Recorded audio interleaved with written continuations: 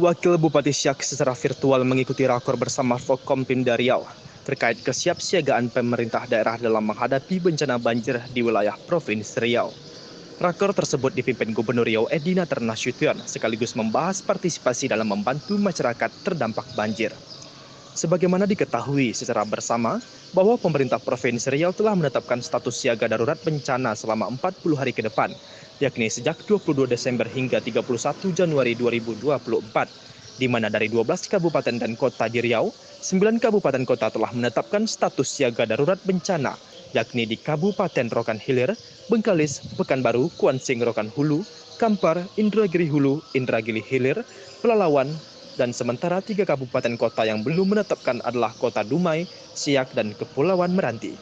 Gubernur Riau menyampaikan berdasarkan data dari BMKG Riau, intensitas hujan baik ringan maupun lebat masih akan terjadi di wilayah Provinsi Riau. Sehingga saat ini sebanyak 43 kecamatan dan 192 desa terdampak banjir.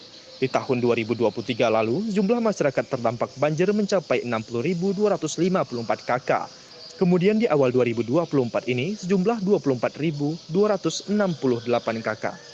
Hari ini saya merasa perlu untuk kita berkumpul bersama melihat perkembangan yang terjadi di berbagai daerah yang masih hujannya cukup tinggi. Kita tahu bersama bahwa kita masih dalam status siaga darurat sampai dengan tanggal 31 Desember sejak 22 Desember yang lalu, 31 Januari sampai mulai dari 22 Desember yang lalu selama 40 hari. Kita lihat perkembangan sekarang, baik dari informasi BMKG, potensi hujan dengan intensitas ringan maupun lebat ini masih terjadi di hampir seluruh wilayah Provinsi Riau, baik pagi, siang maupun pada malam hari. Kemudian berdasarkan analisis data, baik dari Impact Based Forecast BMKG, Satgas Banjir PUPR, maupun Inaris BNPB, seluruh wilayah Riau umumnya berada dalam kategori waspada. Untuk mengantisipasi ini semua, telah dilakukan pembukaan, saya ulangi, telah dilakukan spillway gate, pintu pelimpahan PLTA Koto Panjang di Kabupaten Kampar dengan membuka sebanyak 5 pintu setinggi 60 cm. Berdasarkan laporan harian bencana penanggulangan bencana daerah tanggal 7 Januari 2024 yang lalu, saat ini sebanyak 43 kecamatan, 192 desa yang tersebar di 10 kabupaten kota di Provinsi Riau ini terkena dampak bencana banjir. Wakil Bupati Siak dalam laporannya mengatakan bahwa 8 kecamatan, 23 desa, dan 492 kakak terdampak banjir akibat tingginya curah hujan dan kenaikan permukaan air sungai. Pemerintah Kabupaten Siak juga telah melakukan penanganan bersama pihak TNI serta kepolisian dengan meninjau langsung dan melakukan evakuasi termasuk menyalurkan bantuan logistik. Pemerintah Kabupaten Siak akan terus melakukan pemantauan serta melakukan normalisasi anak sungai. Pada kesempatan kali ini,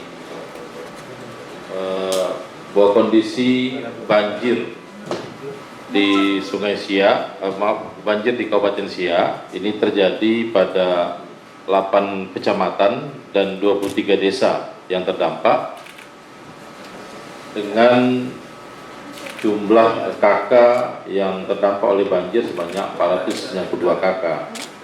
Nah, penyebab banjir yang terjadi di Kabupaten Siak ini disebabkan oleh tingginya curah hujan, kemudian juga di beberapa tempat khususnya yang berada di pinggir Sungai Siak ini gabungan antara tingginya curah hujan dengan kenaikan permukaan air sungai atau yang lebih dikenal di Siak ini dengan pasang teling.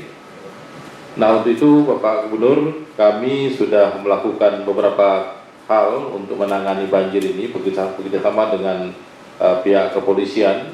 Hadir bersama kami Pak Kabak Korps, Pak Didi, dan juga hadir dari Dandim 0322. Kami bekerjasama meninjau langsung dan melakukan penanganan seperti melakukan evakuasi dalam bentuk membuat tenda penampungan untuk masyarakat yang terdampak ke rumahnya tak bisa ditempati karena tingginya banjir yang terjadi pada wilayah mereka. Kemudian juga kami juga melakukan bantuan, menyampaikan bantuan baik sembako maupun logistik lainnya, bekerja sama dengan Basnas dan juga menyampaikan bantuan dari pihak Provinsi Riau, dan juga ada bantuan yang kita dapatkan dari PT Pertamina Hulu Rokan untuk membantu masyarakat yang terdampak banjir. Nah, kami akan terus pantau kondisi banjir ini, Pak Gubernur, dan sebelum banjir terjadi, karena juga di tahun lalu ada banjir juga, kami sudah melakukan beberapa hal terkait dengan normalisasi drainase atau aliran saluran air maupun anak sungai.